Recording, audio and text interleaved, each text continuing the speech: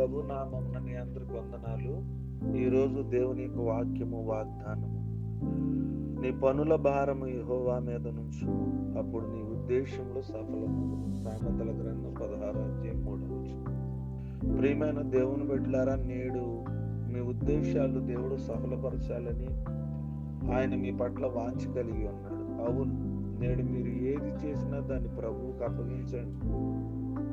అప్పుడు ఆయన మీ ప్రణాళికలను మరియు మీ ఉద్దేశాలను సఫలపరిచి మిమ్మల్ని ఆశీర్వదిస్తాడు. చాలాసార్లు మనం ఇలా చేయాలి అలా చేయాలి అని మన జీవితంలో చాలా బిజీగా ఉంటాం, కానీ దేవునికి ప్రాధాన్యత ఇవ్వడం మర్చిపోతాం. కనుకని ఈ రోజు నుండి ప్రతిదాన్ని ప్రభు చేతిలో అప్పగించాలని నిర్ణయం తీసుకున్నా అప్పుడు దేవుడు మీ ఉద్దేశాలను సఫలపరుస్తాడు.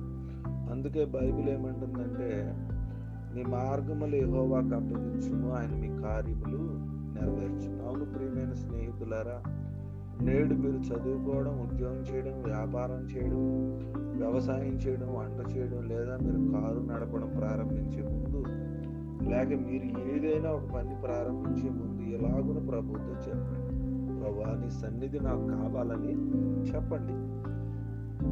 అయితే నేను దేవుని ఆశ్రయించుదును, దేవునికి నా యొక్క వ్యాజ్యమును అప్పగించుదును అన్న వచనం ప్రకారం యేబు తన యొక్క సమస్త కార్యాలను దేవునికి అప్పగించినందునే అతడు పరిశోధింపజాలని మహాకార్యములను, లెక్కలేనన్ని అద్భుత క్రియలను దేవుడు జరిగించాడు.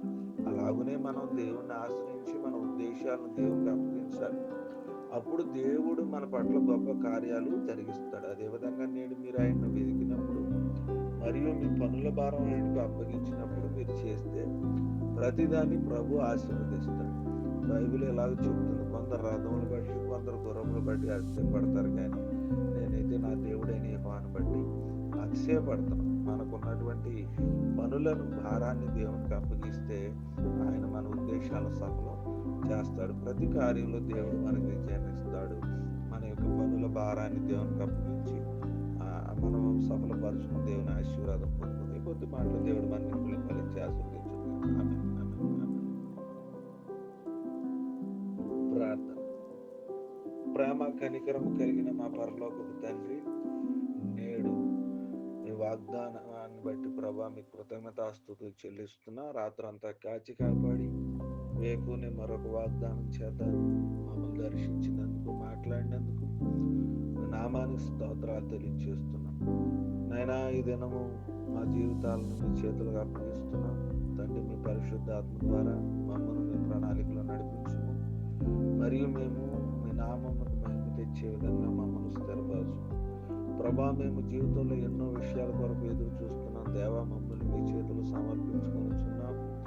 మేము చేయు ప్రయత్నాలన్నింటిలో ఆశీర్వాదము, అది ప్రతిఫలం ఇచ్చినట్లుగా మాకు సహాయం చేయండి. మేము చేసే ప్రతి పనులు మీ సన్నిధి మాతో ఉండినట్లుగా మాకు సహాయం చేయండి దేవా. నీవు మాతో ఉండి ఆశీర్వదించు, అది ప్రతిఫలమును ఇచ్చినట్లుగా మార్చు అయ్యా. మేము చేసే ప్రతి పనులు మీ సన్నిధి మాకు ఉండినట్లు మాకు సహాయం చేయండి.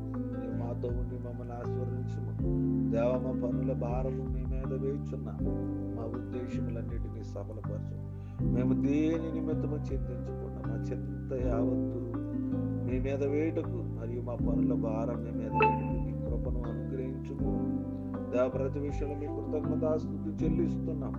మాకు మీ దయను చూపించమని ప్రభా ప్రార్థన చేస్తాం అయా. ఈ దినము అయినా మరి మా పరిపాట్లను మీ చేతులకు అప్పగిస్తున్నాం. మా అవసరతలను ప్రభా మీ చేతులకు అప్పగిస్తున్నాం. మా అక్కడతలను మీ చేతులకు అప్పగిస్తున్నాం. భారభరితమైనటువంటి కుటుంబములను ప్రభానైనా ఇబ్బందులను, ఇరుకులను, శోధనలను, నిందలను, అవమానాలను ప్రభానైనా ప్రతి అసమాధానాన్ని పేరు పేరున మీ చేతులకు అప్పగిస్తున్నాం. మీరే సహాయం దయచేయండి అయ్యా. ఈరోజు ఉద్యోగాలకు వెళ్ళే బిడ్డల్ని జ్ఞాపకం చేసుకోండి. స్కూళ్ళకి వెళ్తున్నటువంటి బిడ్డలను, యవనస్తులను జ్ఞాపకం చేసుకోండి.